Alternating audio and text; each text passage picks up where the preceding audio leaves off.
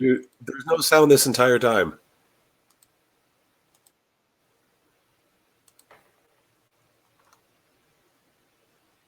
Dude. Dude, it worked like this way last time. Hold on. All right, let's see. There's no sound this entire time. All right, I got sound. That's weird. Is it working? And that was not a good thing. Thank you, Roy, for pointing that out. We just spent 10 minutes talking to nothing. I hate when my computer drivers reset. Everything's messed up. Everything. Shall we give it a good Oh my old god, take you're two? you're killing me. I'm getting killed. I know. Oh my god, you're killing me. I'm sorry. Okay, I'm doing a wrap up. Hi everybody, 1868 Weekly. How's it going? We have awards. Corey, best forward. Duke Lacroix, best defender. Corey is MVP. Danny Mazovsky had the best goal of the year. Jesus Christ. um, for those of you who are watching, what happened was before the stream, we had all this drama where my drivers reset, and unfortunately, when they reset, they cleared all my settings. So we just figured out how settings work, and we're not happy campers right now. Dude. All I'm right. sorry. Oh my god. Oh my god. Shall we try again? You okay? Honestly, I don't even want to do this now, man. You're killing me. I'm sorry.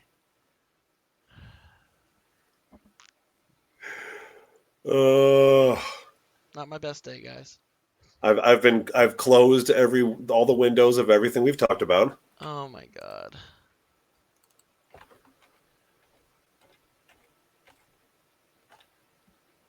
All right. I feel like an idiot right now. Well, you kind of are, but Fuck yeah. all right, if we're doing this, go. All right. Well, here we go with the take two, folks. What's up, everybody? Welcome to 1868 Weekly episode number 53. Brad made an oopsies and everybody's mad at him. Uh, with me, as always, or almost always, I made this joke. It was funny. Is Matthew Rafferty. Matt, how mad are you at me right now? Very, but I think we can move on from that. Thank you. I feel absolutely guilty for everything I did, but All right, we're taking up airtime I with you know. All apologizing. Let's right. just keep going. All right. So, uh, we got a lot to talk about today.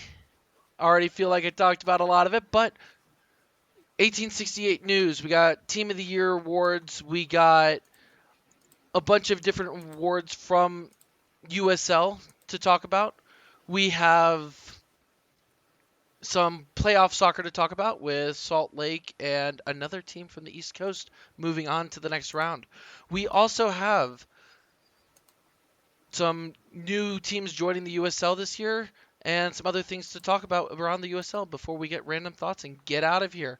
So, Matt, tell me about what happened with Reno 1868 news this year. All right, so we have the continuation of the end of the year awards. Uh, Corey Herzog already got best forward. Sam Gleadle got the best young player, and congratulations to them again. But we're moving into the defender of the year, which well deserved is Duke Lacroix. Yeah, he had 34 games played, 34 starts, 3,060 minutes played total. 73 clearances, 42 interceptions, 69 tackles. Nice. Yeah, I'm getting that one in again. And 197 duels won.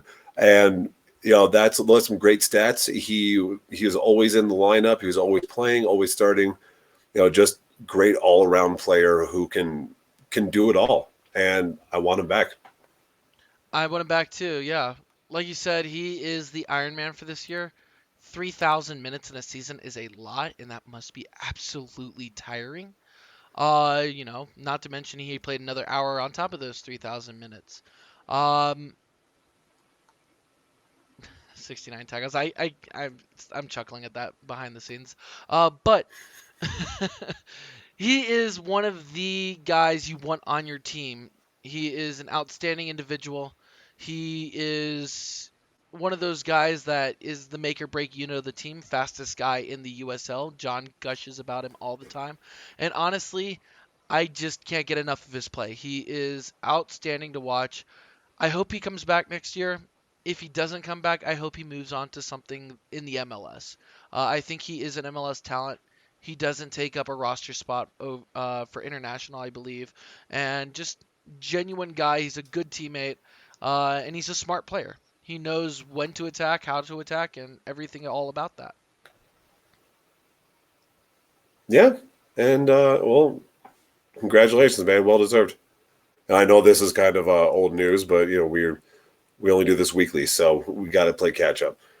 So rounding up the rest of the individual like position players, position awards, we have just the Player of the Year, which is Corey Herzog. The dude was the heart of the attack.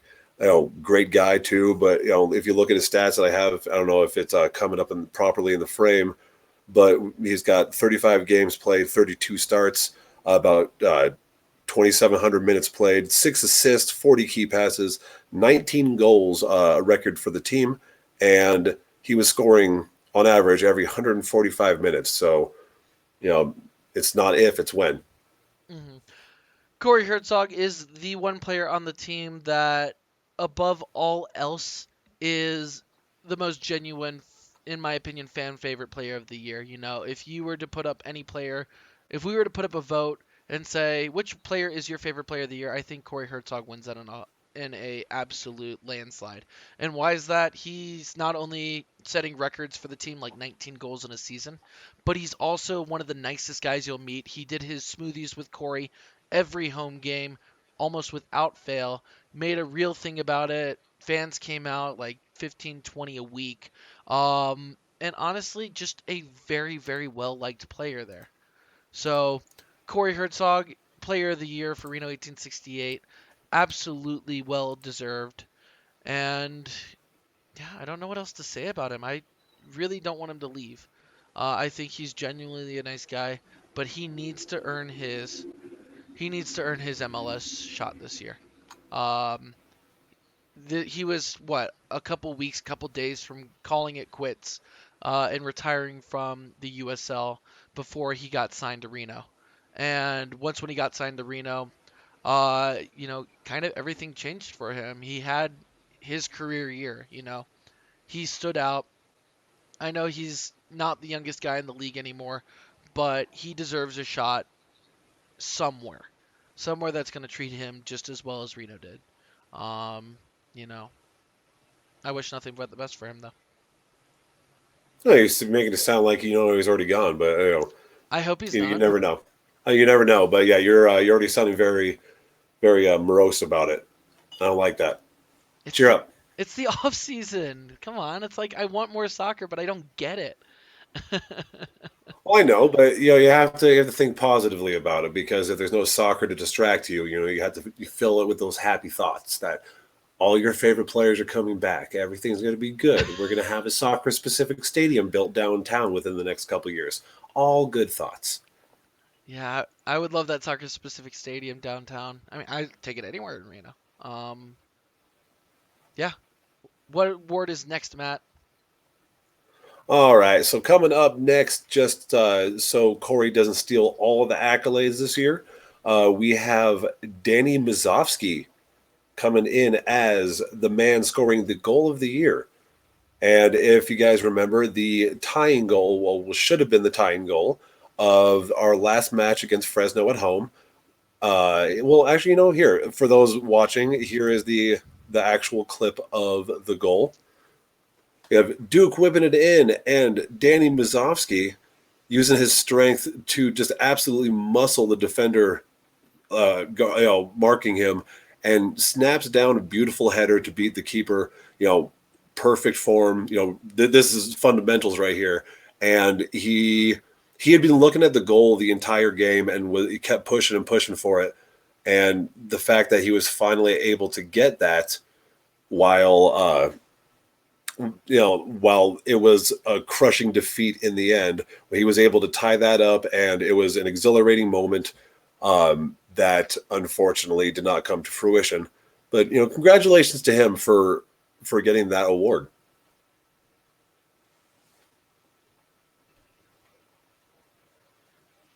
Brad. Yeah, I was muted. Going to be honest, kind of surprising that that goal wins goal of the year for Reno. Not that the goal itself is bad, but what happens afterwards is a huge disappointment. Kind of overshadows the goal itself. If you take it into context. But without taking it into context, absolutely beautiful. Danny Musovsky proved during a month stretch this year that he was one of the best players in the West.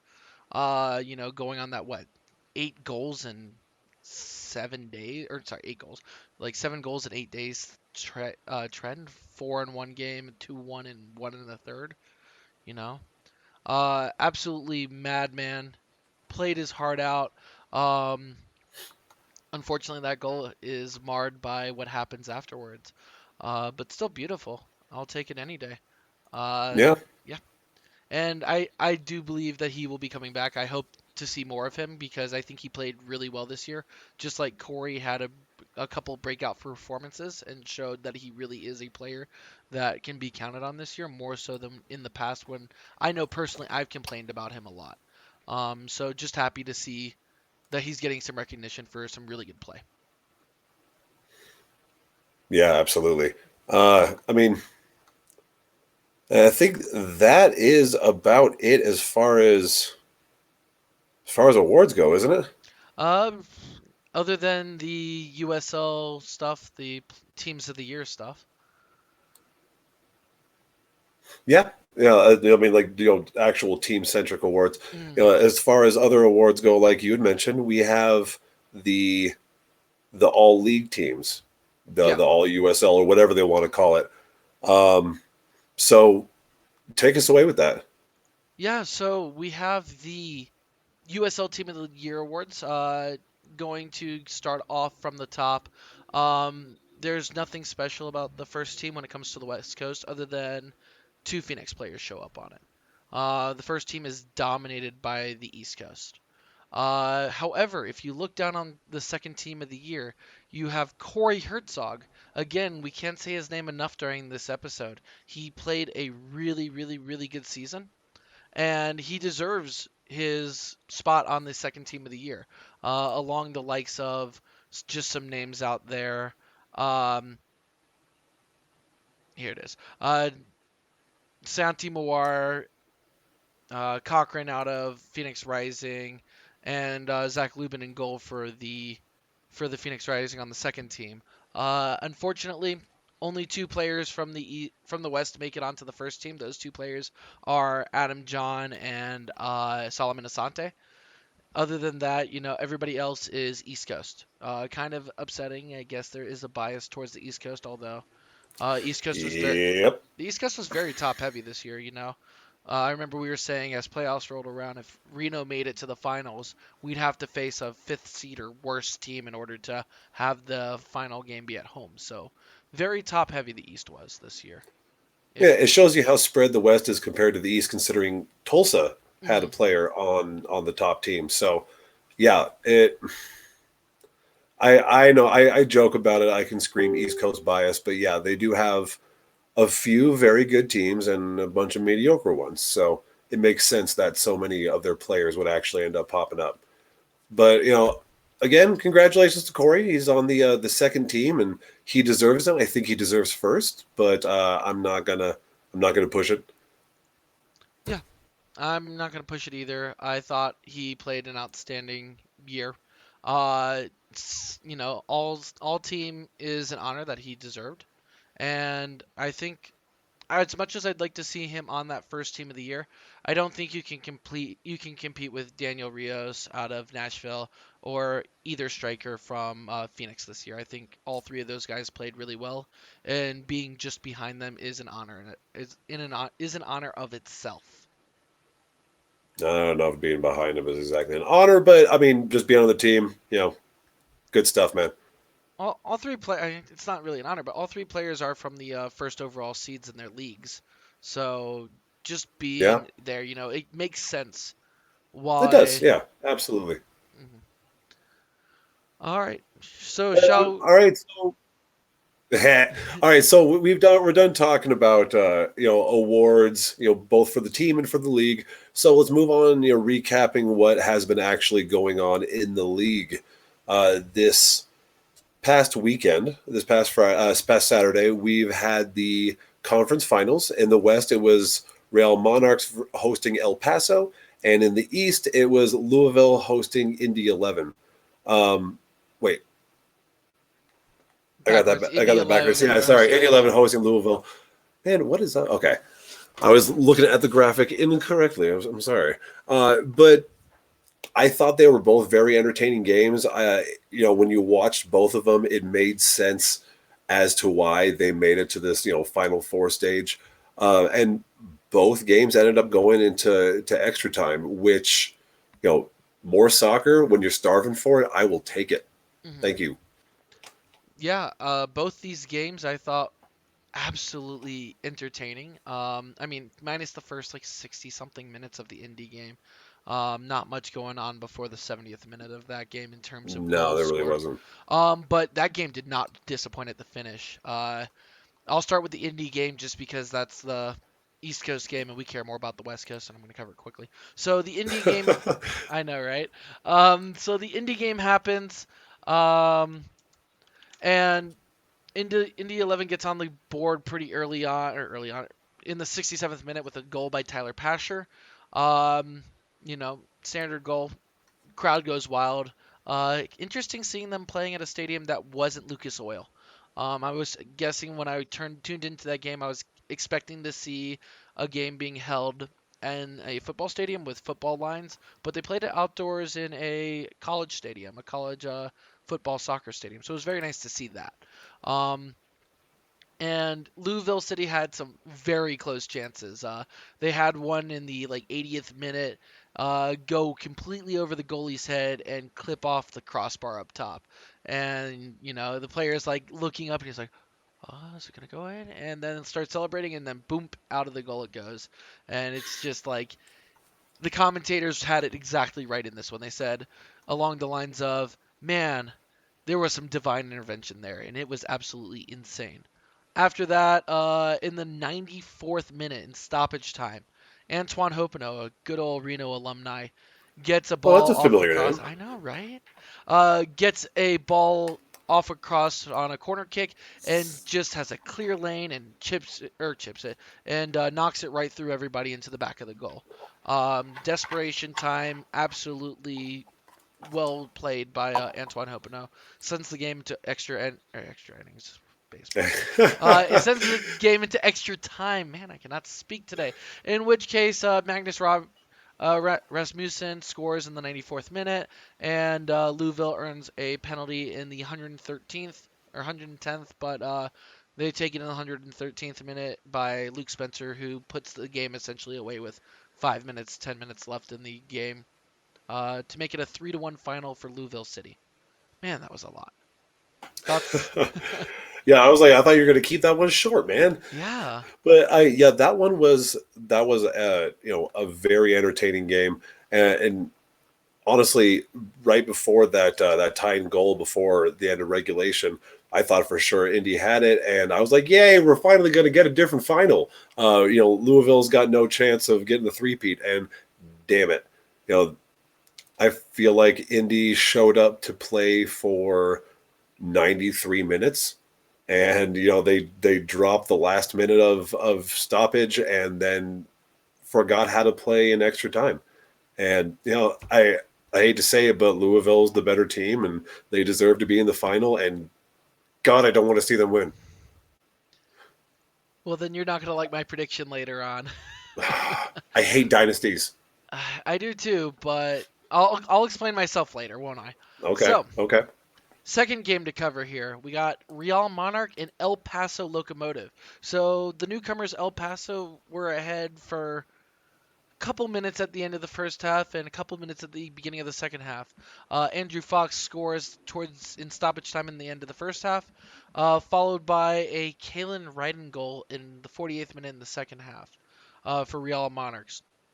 After that, James Kiffey gets the second yellow, gets sent off. So we have 2 Reno alumni being talked about right now. I know James Kiffey played like very few games, but was in Reno. And then Eric Holt in the last minute of the second half of stoppage time of extra time puts in a prayer for Real Monarchs, and the game ends on that. 2-1 Real Monarchs beating El Paso Locomotive. Yeah, I think that was pretty much the last play, or it would have been the last play. I think the ref added another like 30 seconds or a minute or so of stoppage because of celebration. But I mean, yeah, that was a thriller, and it was a very back and forth game. Before the goals, after the goals, even like after the red card, it was very very tight, very back and forth. Both of the early goals and the in stoppage time and then the 48th minute, they were kind of a right place at the right time kind of goals where there wasn't a whole lot of build up. There wasn't a lot of actual tactics going on. It was when the ball was being whipped in and kind of pinballing around and it dropped to the right person's feet and ended up knocking it in. So it was kind of decided on luck, but going into that extra time, that final goal, I mean, that was quality. He had to really get up to be able to get his head on that one and just kind of dinked it right past the keeper. There wasn't a whole lot of power behind it, but he barely got his head on it and it ended up in a goal. And now they're in the final and they got a chance to take down Louisville, and continue to show that MLS2 teams have a place in this league, as much as people hate it. They're especially the Monarchs, but there are a few other teams that you could say are competitive continually, and this really shows it. And getting that cup would really, put that nail in it. Mm-hmm. Yeah, Real Monarch played really well. As for those 2 goals that you were talking about, I think it more falls under just bad defense.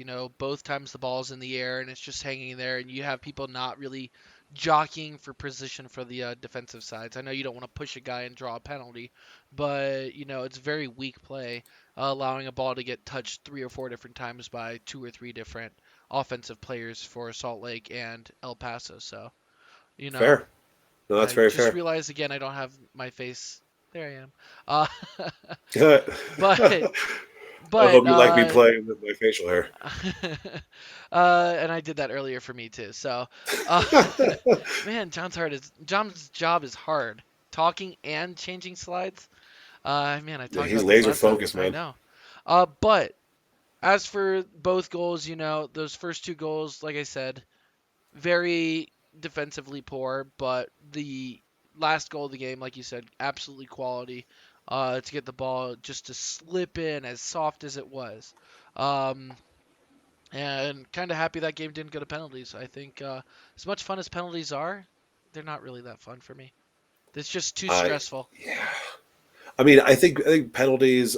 I mean, you do end up seeing them more. I feel like in earlier stages of tournaments, because of knockout tournaments, because there is a much wider playing field, um, between like amongst the teams. So, but once you get into these semifinals and the finals, I want to see it actually won on skill and not just who's gonna get the little one up on the other guy and get lucky and guess the right way. Now I don't want to see that, and I really hope it doesn't come to that on Saturday or Sunday.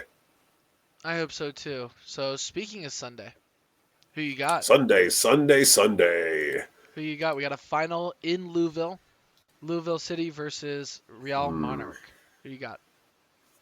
All right. So there's going to be a lot of people at Slugger Field. I guess what Slugger Field, Slugger Stadium, whatever. There's Mark and Cindy Lynn. They're playing at a soccer stadium. okay. Well, that's interesting. Maybe they, that is an unfamiliar stadium. It's unfamiliar field, but the Louisville faithful are going to come out strong and they're going to make a very intimidating atmosphere. But I do think that Salt Lake is going to come in and win even through that adversity. I want to say that Louisville's got great defense, but I think the Monarchs could be able to break it down, and it's going to be in 2-1. All right. For me, this is the exact site that they won the championship at last year. They played at Mark and Cindy Lynn Stadium last year for the final also. And this is going to be their last game for Louisville before they move into their new home. I don't know what the new home's name is, but they got a new soccer stadium coming in. Something Um, bourbon related. Probably it's Louisville. Yeah. But but I have Louisville winning this game, and here's my rationale for it. I haven't been right outside of the play-in games. I don't think I've won one game. I think I've been like 0 for whatever. I got both games wrong this past weekend. I'm gonna get it wrong again. Louisville's winning 3-1 in extra time again, and In I extra haven't been time, even. right. Okay. So I haven't been Hmm. right. So congratulations, Real Monarch, on the 2019 USL playoffs champions. All right. I see where you're going with there. A little reverse psychology on the fates. But yeah, I think this game can go either way. But I just want to see the West win, and yeah, I want to see the simulation come through, and give a little more legitimacy to the fact that we have a much wider and more difficult competition, and thus the weeding down may end up resulting in some slightly unpolished results. But I really do think that Salt Lake has the ability to win on this one, and it should be an exciting one. I agree. It should be an exciting one. I'm really, really, really hoping that uh, Salt Lake does come through. I'm hoping I'm wrong, and I'm counting on myself being wrong. But Salt Lake City is played really well this back end of the season. They've taken down really quality opponents. They've gone through Phoenix. They've gone through Orange County after Orange County has been absolutely tearing up the last half of the season, the last third of the season. But I would be kind of surprised if Salt Lake didn't win, so that's why I'm picking Louisville. Okay, I like that rationale. Sounds good to me. Oh man. What other soccer related news do we have going on in the world? Okay, well, first let's talk about this is kind of old news, but we got to bring it up. Due to, I mean, it's still kind of a question mark because every organization says it's the other organization's fault, but Ottawa will be suspending operations indefinitely, and that's not good wording. That means that they're pretty much done, barring a miracle. Um, apparently the issue has to do with sanctioning, and because they are a Canadian team playing in the U.S. when there is a Canadian league available. Uh, that I don't think they necessarily want to join the Canadian Premier League. I think that's kind of one of the issues. But the Canadian Soccer Association says that they approved the application that Ottawa put in, and CONCACAF said that they are looking at an incomplete application and that they will work with Ottawa to get that applied. So what the hell is going on? Well, thank you. It's really unfortunate to see that because the fans are just sitting back and watching their team being torn back and forth between like amongst blame as to why they're not going to have a team next year. And I want answers. Man, this is the weirdest story, I guess, in the offseason that we're gonna have to follow is what in the world happens to Ottawa. Ottawa is, for the record, a respected organization. They have a good fan base. They average a good number of people at their games. Mhm. And there's a spot for them in the USL, So why, CONCACAF, are you being so silly? Why so Yeah, serious, who even CONCACAF? knows who is at fault here? It could be Ottawa didn't file correctly. They didn't file at all. They filed incomplete. And it could be one of those issues on any level. And CONCACAF has been known to be shady. They have a long history of being shady. So I would not be shocked if it's them that are kind of pulling the strings on this one and being like, "Oh, you want to play in a different country when you have a perfectly good league here? No, screw you." I could see them being vindictive like that. Wait, you're telling me that an international soccer organization that is under FIFA is being shady? I know, mind blown, News to me. but yeah. Ah, damn it. Yeah, it sucks to see that happen, especially they had to deal with this to a lesser extent last year, but were able to get provisionary sanctioning. But I think this might be it. You know, rip in pieces, man. That's really unfortunate. Not the way you want to lose a soccer team. Yeah, But speaking of soccer teams and going on in the world, we got news of a brand new soccer organization sparking up. Are they starting next year in the USL or the year after? 2021. Okay, so 2021. The city of New York is getting another soccer team. I remember seeing on the subreddit someone made a comment on how New York is becoming the new London for soccer teams, how they have an abundance of soccer teams kind of being formed right now. And we get to see new teams such as, the Cosmos still exist. There's a couple of NISA teams, but that's even lower than us soccer. Um, but the newest team to join the USL Championship in 2021 is Queensboro FC. So in the suburb of Queens for New York City. But absolutely wonderful news for the USL. New York is a great market. I think Queens is going to be extremely loyal to a team, and they're supposed to be playing in I want to say multi-purpose stadium over at one of the colleges down in Queens in the borough down there.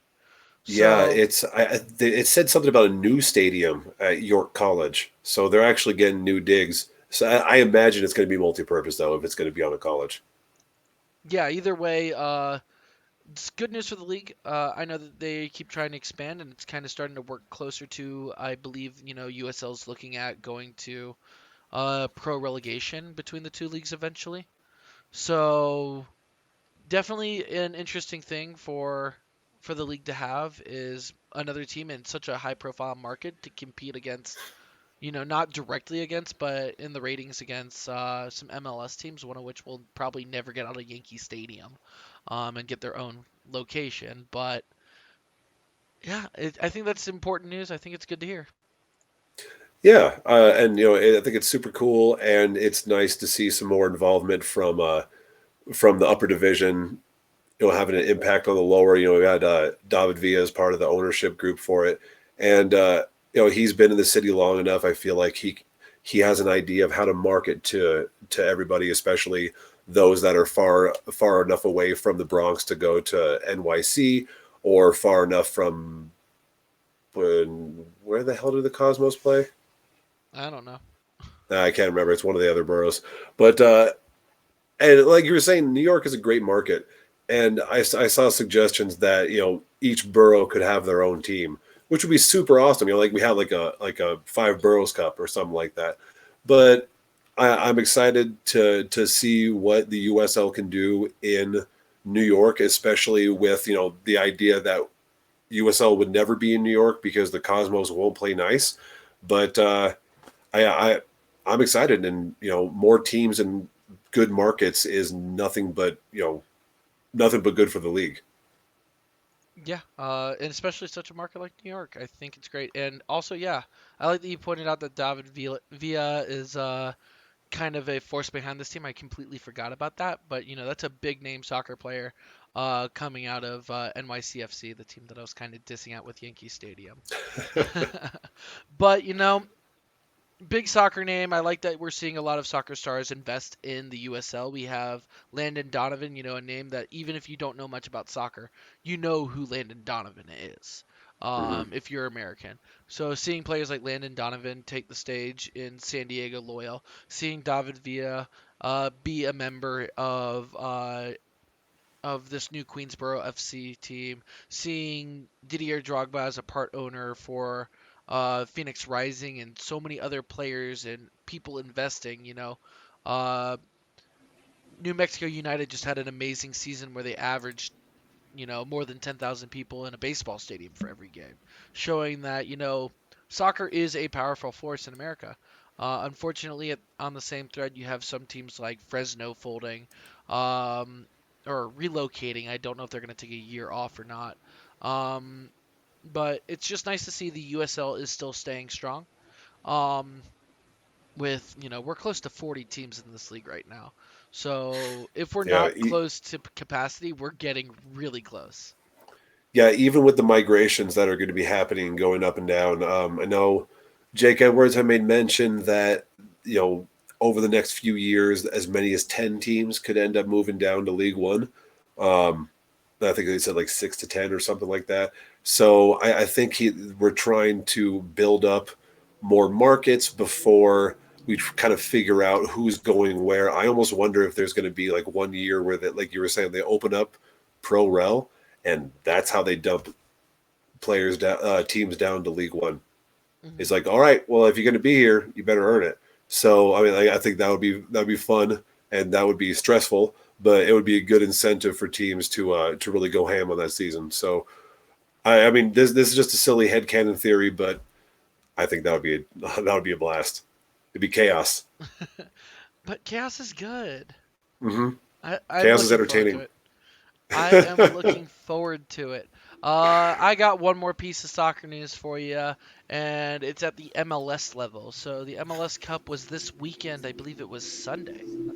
Um, so Seattle won. It's their second ever championship. Hmm. They beat Toronto, who I thought looked flat, by a score of I think it was 3-1. So congratulations to Seattle on another successful season for you guys, on winning the championship.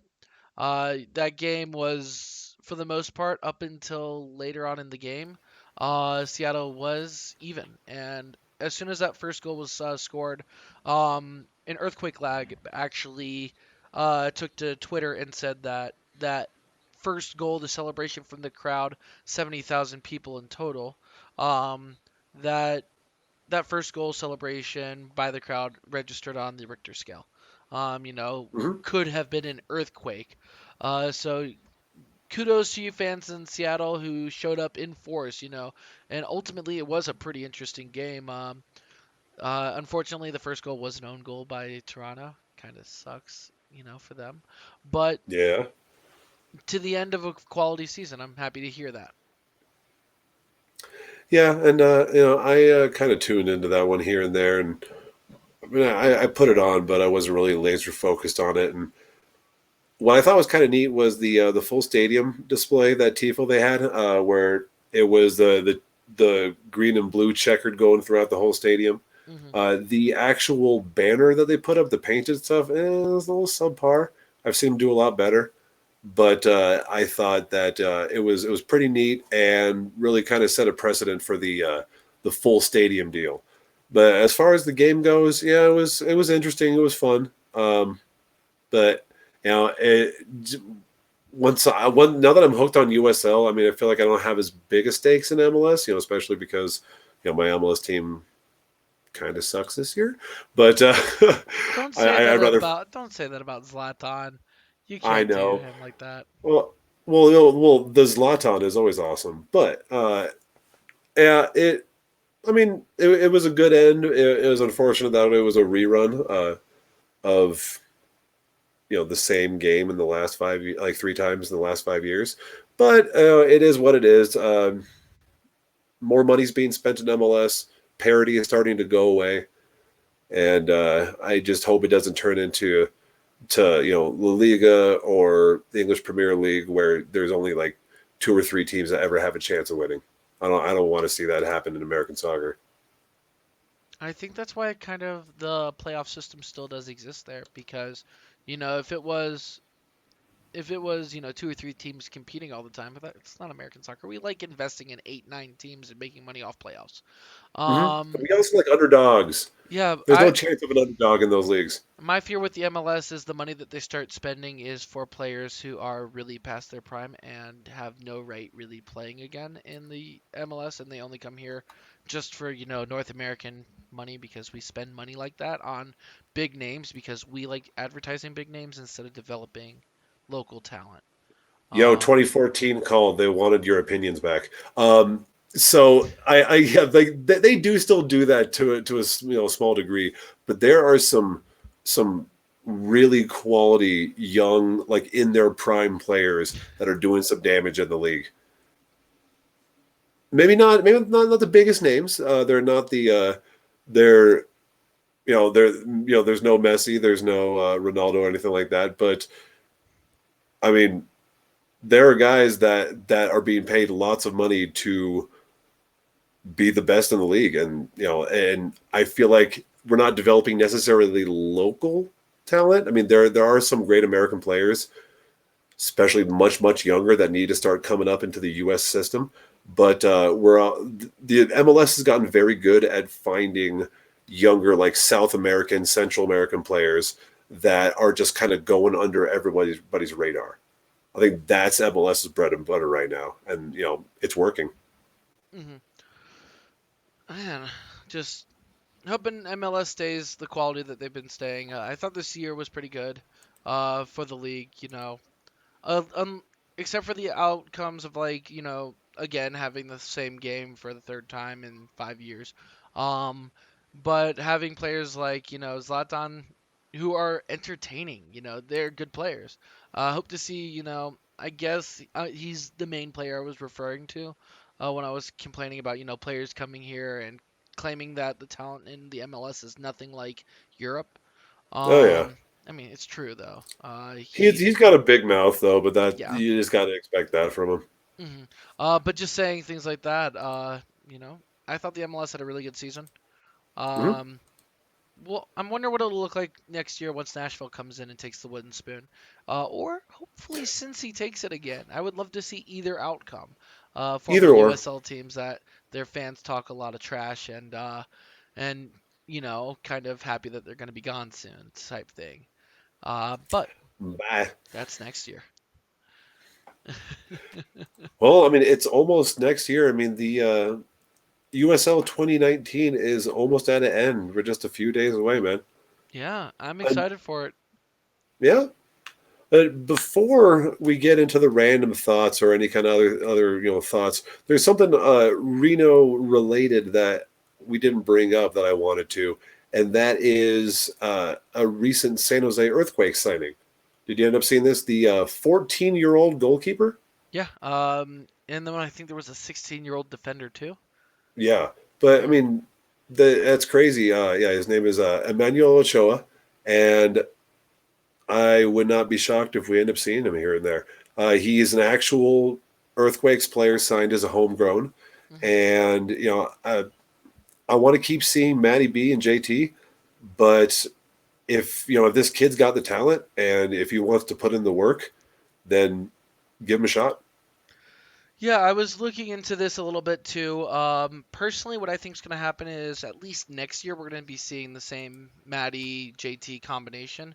I know JT's still a homegrown player, and I know a lot of the other players that we've been seeing were also homegrown, namely like Fuentes, and then when he was here a couple weeks for like 4 or 5 games, Cade Cowell is also a homegrown player. But what I'm thinking is going to happen with this 14-year-old is he's going to play a couple academy games for a little bit. I think that he's going to play down in San Jose and maybe come up here for a friendly or two, or at the beginning of the season if we have another San Jose versus Reno 1868 friendly up here in Reno. Hmm. Seeing something like that again, but I think he's going to stay down there for most of the season. I think at least for 1 year until he turns 15, 16 and like can walk through Reno without looking like kind of, misplaced. Um, What are that you talking he's about? Yeah, you're talking about like this is some kind of rough and tumble town. he's a Oh, better not 14 year walk old down kid. that area. He's a 14-year-old kid maybe staying in like the Harris. Um, wait until he's a little bit older, give him a chance to play with the big kids in the big kid league before he comes plays with the adults in the adult leagues. Um, if he's good, he'll be up here quicker. Then I'll have to eat my words that I just said. But But I that's like, the thing. They didn't sign him for the academy. You don't have to be signed to the team to play for the academy. Like he's got an actual MLS contract, homegrown player. He's not playing academy, dude. yeah. That's they're not going to pay him to play an academy. I know, but for me, I think I read it somewhere on their Facebook where they were like, we have a lot of keepers now, and it's like they do have a lot of keepers. They have like what 5 keepers signed as far as I know, with JT, with Matt, with Tarbell, with Vega, and now with uh Ochoa. You said his name was right. Yeah, Okay, but yeah. but they can rack up as many keepers as they want. They're hmm like 3 of them are homegrowns, aren't they? So they don't actually count against the roster. I don't think no, Matt's not homegrown. I think it's just JT and Ochoa who are homegrown Okay, talents. Either way, I was mistaken. kid out of Salinas, California. You got to be really good to be a 14-year-old signee. Um, if we see him next year, I hope that he's a good player, and I hope that he's ready to live up to the hype that the team is building around him. So, Yeah, I actually do it. I kind of like doing it like this, where we start out with Reno news, then we talk about the USL, and then we cap it with one extra thing from Reno. Just to yes. just to keep it about us. Just to keep the focus. Not hmm bad. Well, you know, I guess that'll have to do it for Reno 1868 news, though. Mhm. I'm excited for this. This offseason is going to be probably one of the more interesting ones we've had in recent memory.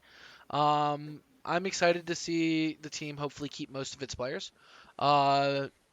Just going into an offseason that always, a couple weeks into the offseason when all the drama and all the fun happens, where we see players getting re-signed and players going elsewhere, that's kind of the fun part for me, kind of the speculation and the craziness that is the offseason. The silly Um, season. yeah, the silly season.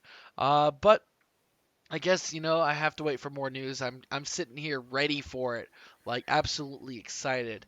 I got one more piece of Reno news myself, and I'm actually wearing it. Oh, So oh yeah. I'll go ahead and stand up a little bit. I went ahead and got the biggest little city Reno 1868.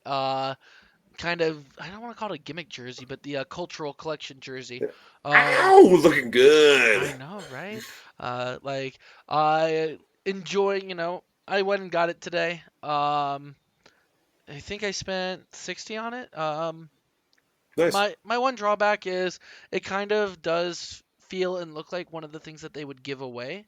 But I think they're real snazzy. This is probably it's definitely better quality than what they give away, but it just has that look to it, I guess. But Is that kind of thin, no, it's like not. It's not like material? thin. It's the everything's printed on. It's not really like the logo right here that's Oh, like okay. patched on. It's printed on. Mm. You can see that if I were to do this, like the logo Oh, is yep. like, yeah. So, but the Hmm. one thing when I went and saw it is it actually does look better in picture than everything that I said about how it looked when we went over It does. the Yeah. biggest, the cultural collection series when we went over that a couple weeks ago, a month or two ago. The biggest thing for me is that when you look at the design on the computer, where Mhm.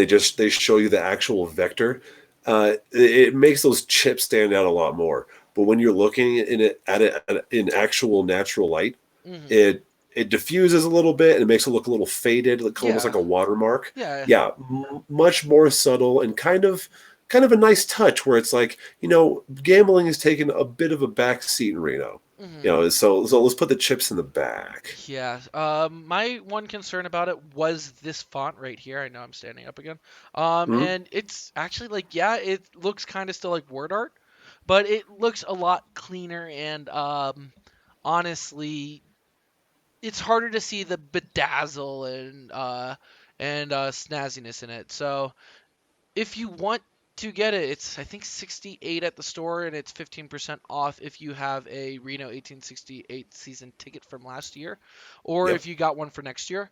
So if you do have that, go ahead and go on down to the store. They have, when I was there, I think there were still 10 or 15 left. I know that they've sold a decent amount of them.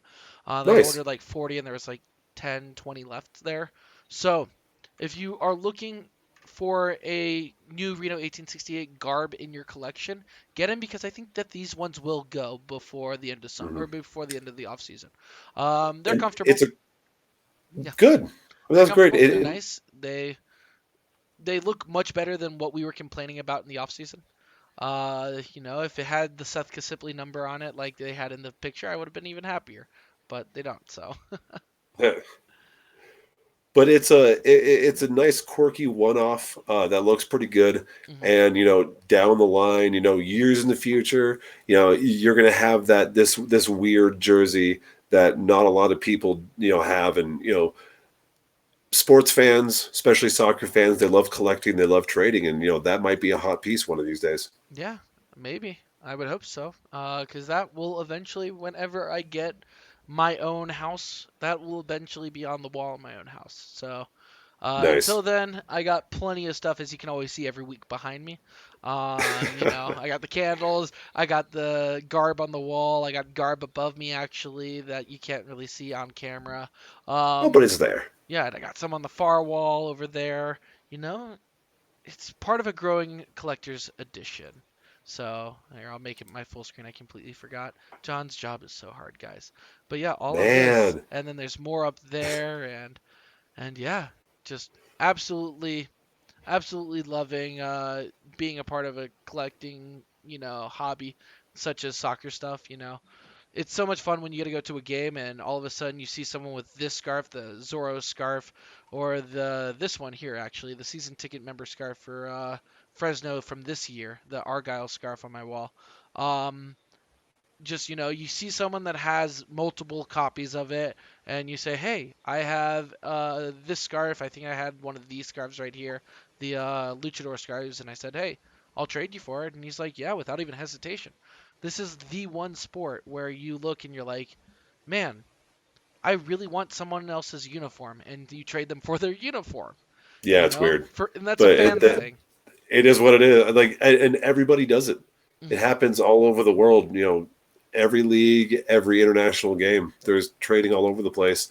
I mean, what is that? There's that dude that has like 2,000 different like jerseys from that many different teams over time, and it's nuts. It's an obsession, and and I love being a part of it. Yeah, me too. I absolutely enjoy every minute of, being a soccer fan. This season, just traveling and being a part of all the action was the absolute most fun thing. So, man, I think it's about time for random thoughts, though. Don't you agree? I think so. Should So, I start or you? What are we doing? go for it. Love to hear what Because you got. I know you said you had one kind of loaded up. But my random thought, got off of work a little early today. Started early, so started binging on Disney Plus. It's the new streaming service that just came out today, and signed up right away for it, and it's amazing.